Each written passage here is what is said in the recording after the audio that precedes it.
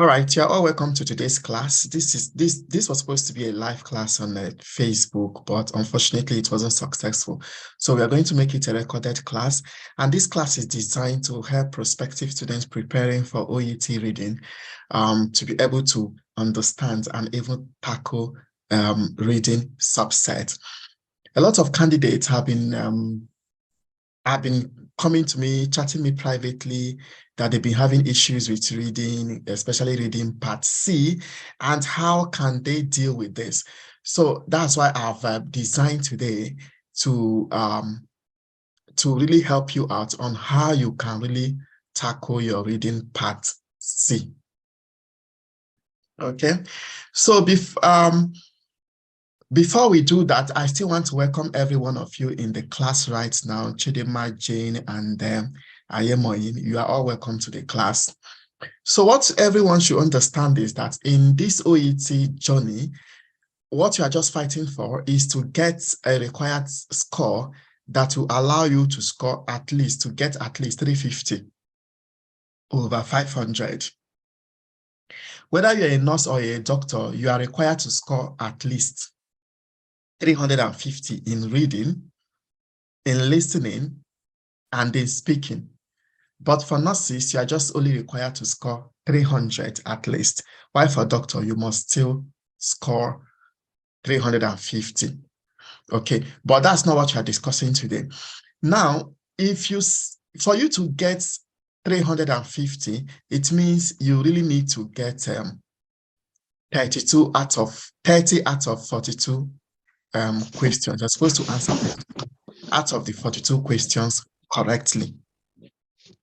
Now, if you look at how this OET exam is designed, they make it that for you to pass your OET, whether reading or listening, you should be able to pass your Part A of the test.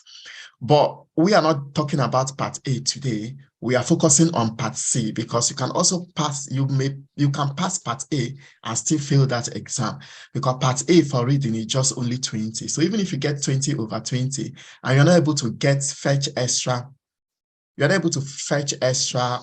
10 points, you are still not going to pass that exam. And even if you score 340, no one is going to say, oh, let's consider you and give you extra 1 mark. So it's a kind of garbage in, garbage out. All right. So for the reading Part C, it's actually divided into 2. Yeah, you have 2 parts. You have 2 parts in that section. Part C. Okay, you will have your first section and your second section, and each of these sections will contain 8 questions. Yeah, will contain 8 questions, and for each of the 8 questions, you will have 4 options. Option number A, option number B, C, and D. Now, you need to really understand something about this reading Part C, because some of you, before writing this OET, you would have tried IELTS and then thinking that the reading style in IELTS is what is obtainable in OET. It's not. To some extent, the OET reading, some persons might argue that the OET reading is more difficult. Well, it appears so, but to be honest, it's not really more difficult. I think that of IELTS is more difficult to say. But why is it that people find that Part C very difficult? It's because they don't understand the skill. You doing reading Part C, going to that, maybe during practice, you've practiced a lot of past questions, does not guarantee your success in that exam. The only thing that will guarantee your success in OET exam is you acquiring the skill, knowing what is required or what is expected from you. Yeah. So now, in that reading, you have 2 parts. The first part will be only Part A. You are given 20 minutes. After that, you are given 15 minutes. You have 20 questions. After that, Part A will be stopped, and your questions, papers, and answer scripts collected from you. Yeah, before they will now start the Part 2. The Part 2 will now comprise both reading part B and reading part C. And you have 45 minutes. Some persons, they still do not finish this part. Why do they fail to finish this part? Is because they are not using any skill at all. They are not even prepared for the exam. That's just the fact. If you be going through my YouTube, because that's another drawback, some of you, another attitude that I've seen, or let me just say, will I call it like an ignorance, because it's when you know something, you look for that thing. I've actually painstakingly taken my time to make a lot of videos, tutorials on all aspects of this exam to enable you to pass. Everything you need, they're actually on my YouTube channel. And many of you have been using it. I do receive a lot of calls all over from different countries just to appreciate what I've done on that YouTube. But some person, they don't even have that time to go through that. It's also understandable. We all have things that we do and engagements that we do. But the little time you have, try to maximize it to get the skill rather than just barely trying to practice without any direction. Now you have 45 minutes. That's what you should know in that reading. You have 45 minutes. That's number one thing. How should you maximize this 45 minutes so that you can finish? What I usually advise people is this. If you've been going through my tutorials on YouTube, what I usually advise people is this. The focus of this exam is not for you to answer all the questions. Rather, the focus for this exam is for you to get enough questions that will enable you to pass that exam. In part B, you only have 6 questions there, while in part C, you have 16 questions. Now, let's assume you've been able to struggle and get up to 20 questions in part A. If you answer part C very well, and you're able to get 10 out of the 16 in part C, you will even pass that exam without even answering part B. Therefore, I will always recommend that you first of all start from part C, because for part B, you have a whole reading text just for one question, one reading text for one question, and it will just keep wasting your time. Why waste all this time just for 6 questions when you can use that time to try to struggle for 16 questions? So it sounds reasonable. Leave part B first, go to part C, answer part C. When you are done with part C, then the remaining time you have, you can use it on part B. That's what I will always recommend that you guys do.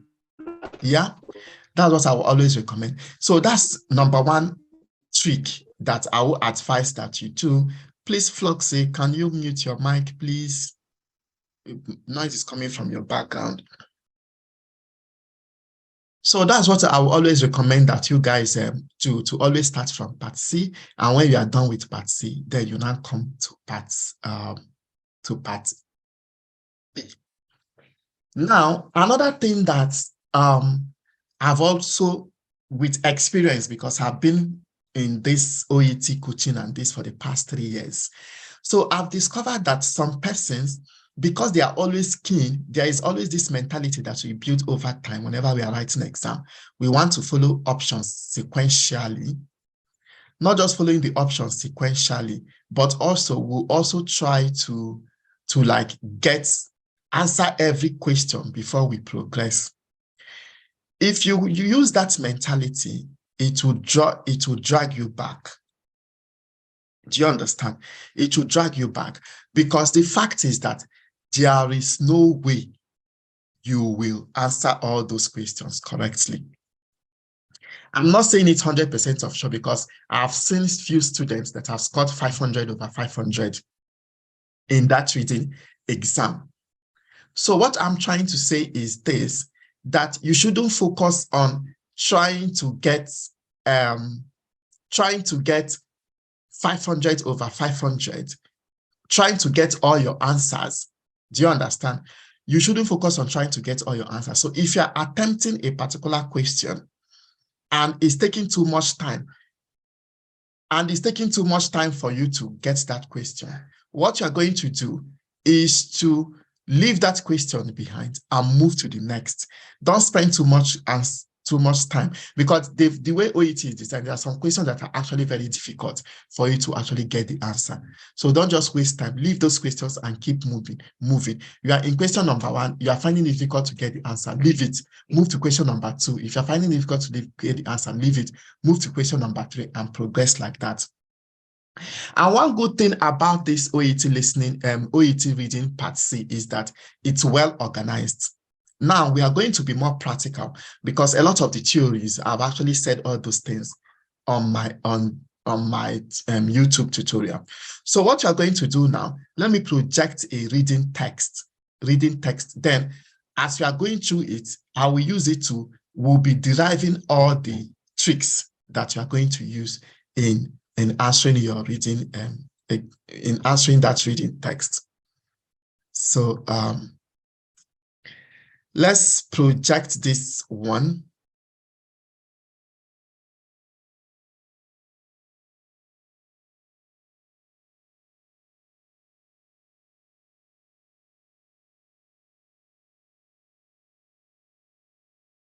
All right, look at this reading part C. Yeah. So this is the text 1. There will be text 1 and text 2. Text 1 will have 8 questions, and text 2 will also have 8 questions. Okay, so this is reading part C, and this is text 1. So first of all, try to find out how many paragraphs. Well, you can easily count that. It's not something that will take your time. So if you actually go through this reading, you will discover that this reading text has 1. This is the first paragraph. This is the second paragraph. This is the third paragraph. This is the fourth paragraph. This is the 5th paragraph. Just a minute.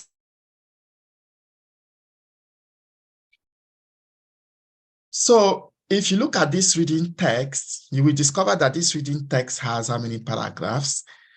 This is 1, 2, 3, 4, 5, 6, 7. This reading text has 7 paragraphs. Now, see the number 1 major mistake that many students make. When this text is given to them, they will start reading. Remember, you have 45 minutes to answer these 2, and the other second text again might also have 7 or 8 paragraphs. So how many minutes will it take you to read all these texts? And sometimes those texts can be difficult to even understand. Do you understand? So you don't need to read that text at all. You don't need to read it. Reading it is a waste of time. The questions are organized according to the text. They will start from paragraph, according to paragraphs. They will start from paragraph 1, move to paragraph 2, paragraph 3. That's how the question, as you're going from number 1 to number 8, that's how you'll be moving down the paragraphs. So you really don't need to read that paragraphs to read all the paragraphs first before you start answering your question. So that's the major error or mistakes that some of you usually make. They will say, oh, let me just get a good grasp of that text before I start. Even if you read the whole text before you now start answering it, you will not still, if you fail to understand the question, you will not still get the answer. So another trick that you need to know here is that you don't need to read the paragraphs, to read the text number 1. Then you need to read the question first. Take it one after the other. Don't just go through all the questions. Take it one after the other. Now, there are 2 ways you can go about that. Just try anyone that will work for you. What I usually advise if you be going to my YouTube channel is, first of all, try to read the questions. Yeah? Read the questions and then don't read the options yet, so that your mind will not be biased. Try to get your answers. Whereas some persons, they will actually prefer to read these questions, read the options, and then before they go to the text. Anyone that works for you, that's fine. But I will advise, first, don't read these options first. Read these questions, and you see they actually make it very easy for you. They just told you in the first paragraph. Do you get? That means go to the first paragraph. Your answer is in that first paragraph. But you know, there are some persons that have trust issues. I've also experienced this. Even when this question is saying in the first paragraph, some persons, they have trust issues. They will not go to the first, after reading the first paragraph, they will go to second paragraph, go to third paragraph, before they will start looking for their quest for the answer. You don't need to have trust issues. The examiner has already said, go to the first paragraph. Just limit yourself to that first paragraph, because you have a lot of questions. You are trying to fight to get marks, to get points here, to get up to 30 points for you to get that 350 that qualifies your success. Do you understand? So this question now says, in the first paragraph, the writer suggests loss of voice. Loss of voice is difficult for patients because it is. Now, I know it's very difficult because this is English. English is not our mother tongue, and it's actually very difficult for us to process these things. Sometimes, as we've read it, maybe if you're from the East, you will try to first of all interpret it in Igbo language in your mind. If you're from the West, you might want to try. I'm talking about those from Nigeria now. You might want to interpret it in Yoruba language before you. And the same thing applies. Maybe you are from India or you are from Pakistani. You try to first of all interpret it in your mind, or translate it in your mind in your own dialect before you can now understand that question. Yeah. Then before we progress, there is this point, because these points are just coming. I just want to make this class as practical as possible. Now, you should understand something in this reading. You see these 4 points, these 4 options given to you. That's how they design all their options. Yeah. There is an option that will be the answer. This option that is the answer usually is highly paraphrased or highly implied. Do you understand? Usually that option, the stem of that option, the words in that stem might not be coming from the text at all, or just a little bit of it, or it has been highly paraphrased, or is totally implied. Do you get? You might not see that this sentence like part of their identity or necessary of intent. You cannot see that part in your text, because that's the mistake that some persons make. If they read the option, they go back to the text and start looking for that word to wherever they see it, they will just think that's the answer and bring it in. Just note this, that the answers in OET Part C, they are usually highly paraphrased or implied. That's number 1 thing you need to note. Then number 2 thing, another thing that you also understand about the options is this. I've said there is the answer because there are 4 options there. Number 1, there is one that is the answer. There is one they call the distractor. The distractor is usually the one that most students will always want to pick. And that's why most persons fail the questions. Now, why are they called this distractor? The distractor, they are usually from the passage or from the paragraph. The words in those sentences, they will appear in the paragraph. They are coined usually from the paragraph just to distract you. Remember that the instruction given to you is that you should pick the best options or the best option. And most of the options, the way they are designed, most of them, even in listening to, the same thing also happens. They will usually come from what you've read. You will see it in that text and you become confused. But they say the best. The best meaning these other options, they are also available options, but they might not be the best. So you are looking for the best. Usually the distractor will look as if it is the best for you. And it will be coming from the question, but it's from the paragraph, but usually not the best. Then the 2 other options, sometimes out of these 2, one is what we call the negative, just opposite of what they've said. And the other one is a lost answer. It's not even in that text at all. It's not even related. It has nothing to do with the text at all. So this is how they design those 4 options. So, but the mistake that some persons do make is this: because it's a reading text, they will just look, oh, because they're in a haste, they just look, see the stuff, and go back to the passage, see the words in the passage, and just choose it. So, without reading it to understand, because this is reading, you have to understand what you are answering. Yeah. Now, let's try this question now. Here, say in the first paragraph. Okay, before we progress, please, if you have any question, raise your hand. You have something that you can use to raise your hand in that tab. Or if you don't know how to do it, you can put in the chat box that you have a question, and then I'll give you the opportunity to ask your question. But please don't interrupt when the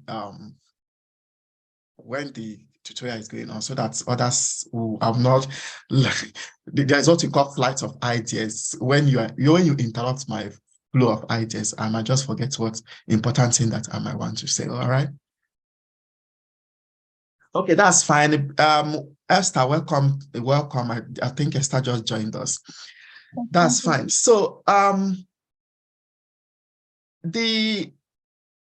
okay, so let's try this first. This question number 1 now, and see how we'll answer this question number 1. First, I will just read. In the first paragraph, the writer suggests loss of voice is different for patients because it's difficult for patients because it is dash. In my mind, I want to process it because I'm not an English person, but I want to process this question now. I might process this question this way. What was the writer implying about this loss of voice? Why it's difficult for patients? So this suggests might mean what the writer is implying, or what the writer has at the back of his mind. Do you understand? That's what that suggests means. Do you get it? So most likely the answer, you might likely imply the answer.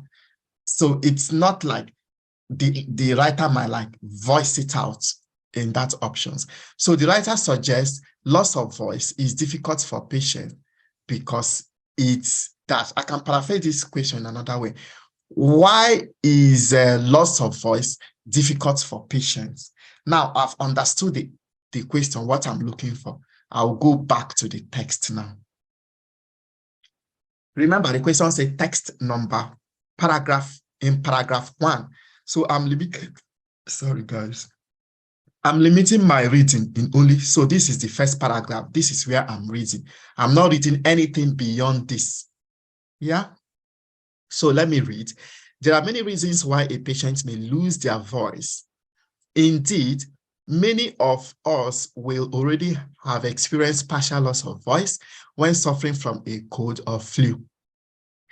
While we tend to dismiss a hoarse voice as a mild annoyance, when permanent voice loss occurs, it can be tremendously difficult for the patient to deal with, both practically and emotionally.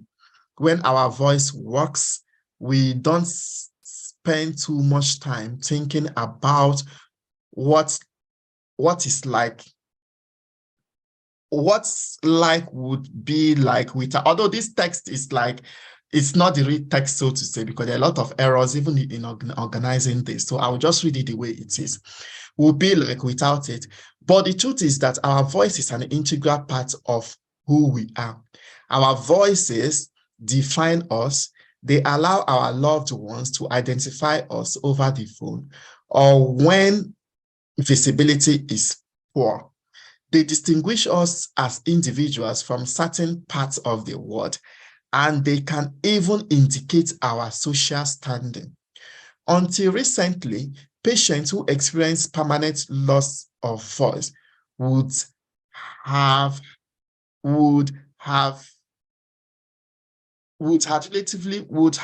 had relatively few. Now, from here now, it's like another idea altogether. I think this part, supposed to have continued with this should be second paragraph. So this is not actually well organized anyway. So we'll just manage the text like that. So the paragraph 1 stops here. The first paragraph stops here. In OET, you're not going to have it this way. It's going to be well standardized. Yeah. Okay. So it stopped here. Now we've read this paragraph now. We've read this paragraph now. And remember what the question was again. The loss of voice. Why is it so difficult for some candidate? Yeah. Why is it very difficult when they've lost their voice? Now, from what we've read here now, let's start to analyze it now and see what the answer might be. They've mentioned different points here, and let's look from this place. They said, while we tend to dismiss a hoarse voice as a mild annoyance, when permanent voice loss occurs, it can be tremendously difficult for the patient to deal with, both practically and emotionally. They are giving you clue now why it's like that. So they want to mention the points. When our voice works, we don't spend too much time thinking about it, how it works without it. But the truth is that our voice is an integral part of who we are. They've mentioned one thing, that our voice is an integral part of who we are. Our voices define us. Yeah, they allow us. They allow our loved ones to identify us over the phone, or when visibility is poor. With your voice, they should be able to know who is the person talking. They should be able to identify you. They distinguish us as individuals from certain parts of the world, and they can even indicate our social standing. They will make us to know, when people hear our voice, it can also tell them our social class, or where we belong to, or our beliefs. So that's what the social standing is all about. So this is where this point ended now. So if you go back to that question again, remember those 4 points I told you, the options. 1 is the real answer. 2 is the distractor. Another is a negative. The 2 other can either be negatives, or they are not in the text at all. They have nothing to talk about in the text. Do you get? So now let's look at this. Let's look at the options now. The option number A said, part of our identity. So why is it this? What was the writer suggesting? Do you understand? Otherwise, this word suggest means what's the writer implying? Do you get? So from what we've just read now, what do you think the writer is implying? Is the writer implying that it is difficult for us because that voice is part of our identity? Or is the writer implying that it's difficult for us because that voice is necessary for our interaction? Or is the writer implying that or suggesting that it's difficult for us because that voice is used to form relationship? Or is the writer implying that that voice is an indicator for our social class, or help people to know our social class or social order? Let me hear your opinions. Just drop your options, either A, B, C, or D in the chat box. Let me see what you guys think first before we analyze this option, so that you will see how you analyze your options in the exam hall and how to get the right option.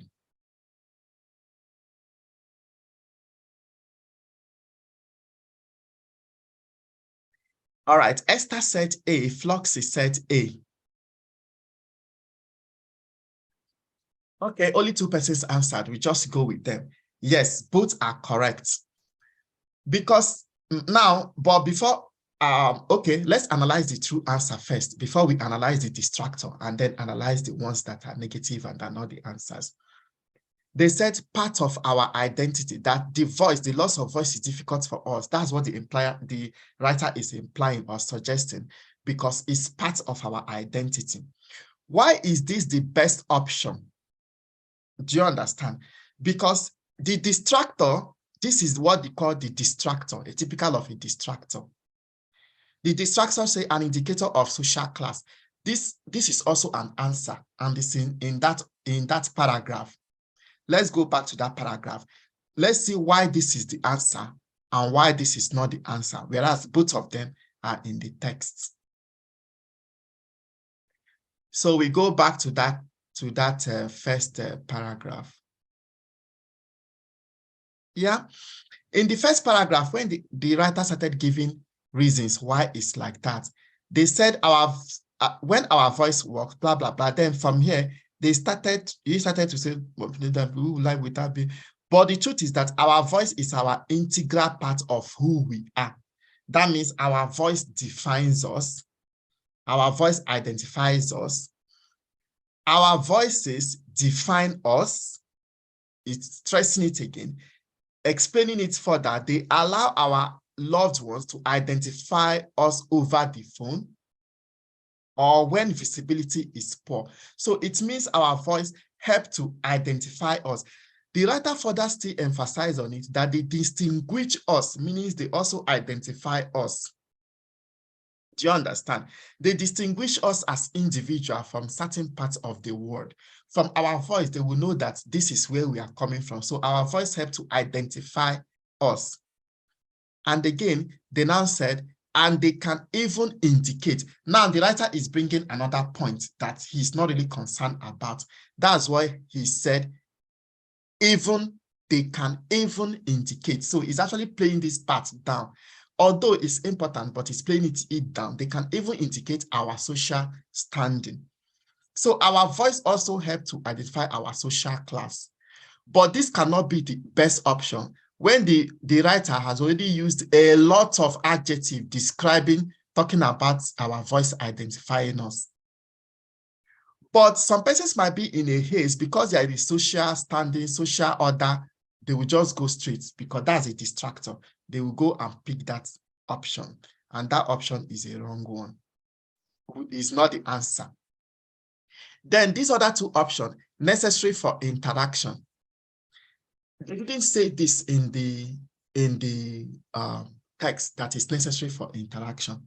The only what they say is that when we are not visible, our voice can help to identify us, but it didn't say it's necessary for interaction.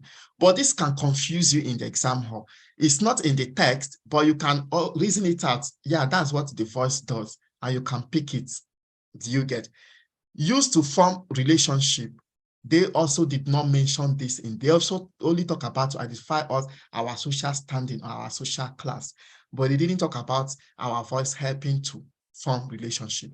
The only thing they talk about in that paragraph number A and number B, but number A is the best option. That's where we are going for this. Yeah.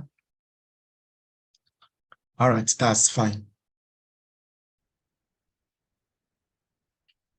All right, let's try the second question now. Why does the writer believe it is important that speech replacement devices be operated by a variety of methods? Why does the writer believe it is important that speech replacement devices be operated by a variety of methods? So this is what I usually do. Now, you've gotten your answer, your first answer from the first paragraph. It now means that this second question is not likely because where you got all your answers, we are always almost close to the end of the first paragraph. So there is no way you can get this answer again in the first paragraph. Therefore, do not waste your time going back to the first paragraph. Rather now, you will go to the second paragraph to look for this answer. In the second paragraph, you will be looking for why the writer believes that it's important that speech replacement devices be operated by a variety of methods. Yeah, so let's go to the second paragraph now. So this is the second paragraph. The second paragraph actually started from here. This is not well organized. So until recently, patients who experience permanent loss of voice would have relatively few options at their disposal. However, as technology advances, the range of speech replacement options available become increasingly sophisticated. Today, synthetic devices are the most common type of speech replacement device used by those who have permanently lost their voice. The technology used to create this software can also be seen in speech-controlled home devices and modern smartphones, as permanent loss of voice is often caused by respiratory issues resulting from other illnesses. However, it is important that speech replacement devices for those who have lost their voice take the patient's other disability into account. Speech-to-text system typically involve a system of levers or a simplified keyboard. The latter tends to be easier for those with limited mobility to operate. Users are able to manipulate these controls in order to select words from a computer interface and build them into sentences. Some systems can also operate via eye movement, blah, blah. So if you're now reading down what the what we've already been able to get what why the reader believes it's important that the speech replacement device be operated by a variety of methods, because they mention a reason why it's that way. If you now that you've already read this question, you've understood it. Do you understand? So meaning that the reader is kind of implying, or he believes that if a variety of method is implied, it will really help those people that need those devices, the aid of this device. Do you get? So the question number A now says the technology should be kept up to date.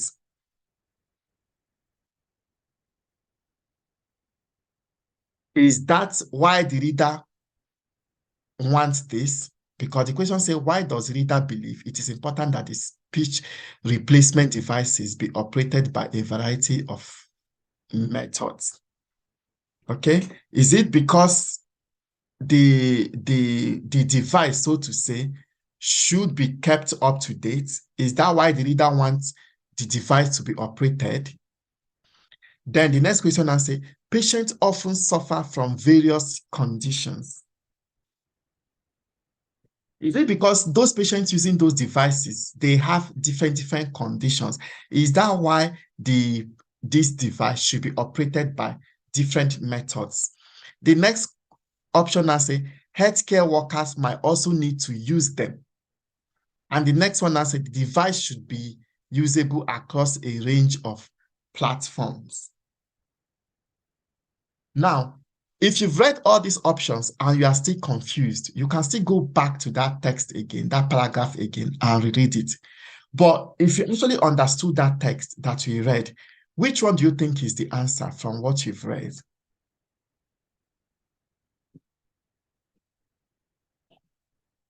Esther said B. Okay, let's see what other think. Why does the reader believe it is important that speech replacement devices be operated by a variety of methods? Others are not responding to the discussion at all.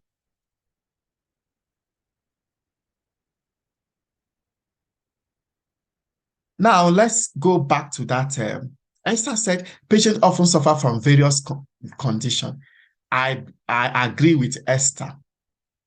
Yeah, because if you come back to that part B again, to that paragraph B, okay, Floxy also agree with that. So from here, they say, until recently, patients who experienced permanent loss of voice would have had relatively few options at their disposal. However, as technology advances, the range of speech replacement options available become increasingly sophisticated. Today, synthetic voices are the most common type of speech replacement device used by those who have permanently lost their voice.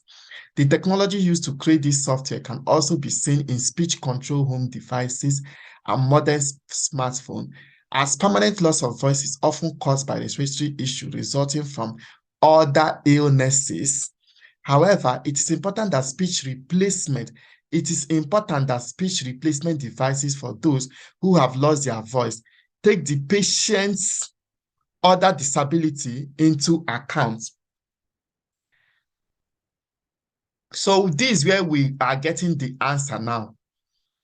Into account.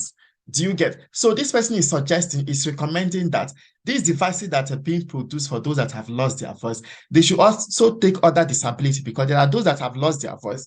Maybe they might not have hands. If they are using only one method to operate it, maybe it's hand that will be needed. Can these people be able to use their hand? They might not be able to use it. So that's why he is recommending that this type of device, it should use different methods to operate it. Now, if you go back to that thing, you will see there is a distractor there, which some persons might want to choose.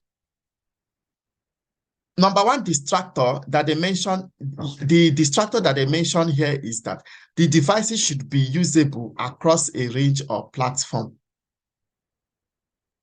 If you go back there, they talk about phones and all those type of other devices that can be used. Some persons might get confused and might want to go to choose this one. This one that they say the technology should be kept up to date. They didn't mention something like that, although they said over time the technology has actually improved or has advanced, but they never mentioned that it should be kept up to date. So it's seemingly from the paragraph, so to say. Then they now said patients often suffer from various conditions. And they now say healthcare workers might also need to use them. This is not just in the text.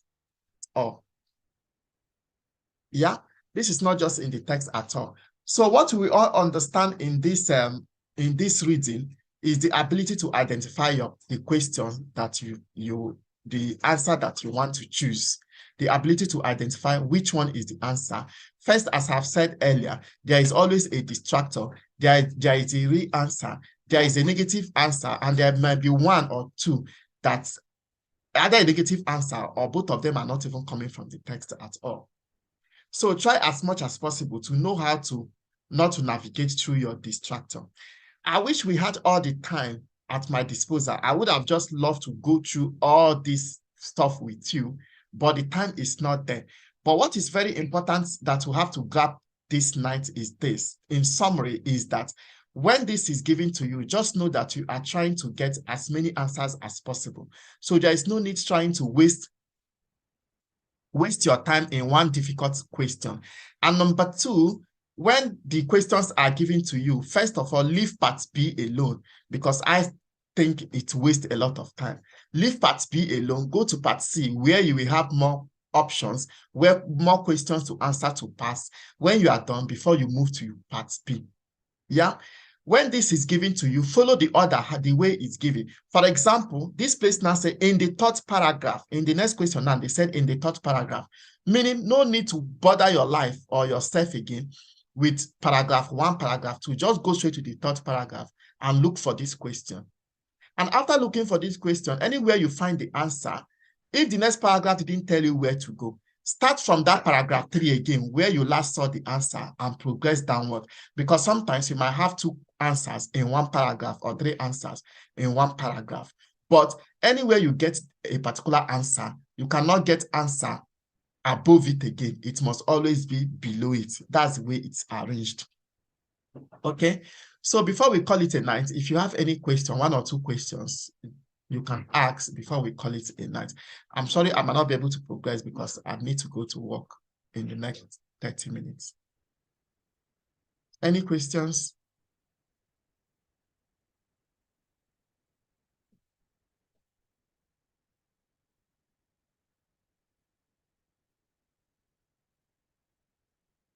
All right, in the absence of any question, we'll call it a night.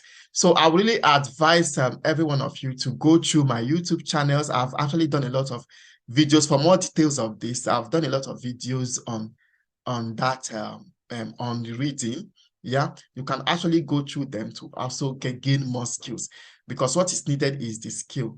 You trying to read a lot of practice. It's good to practice. That's a very good one, but you really need to get those skills.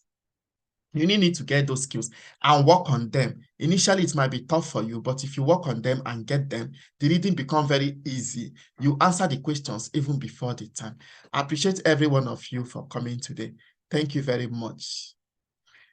Thank you very much, Floxy. Esther said, do you have any other tutorials soon?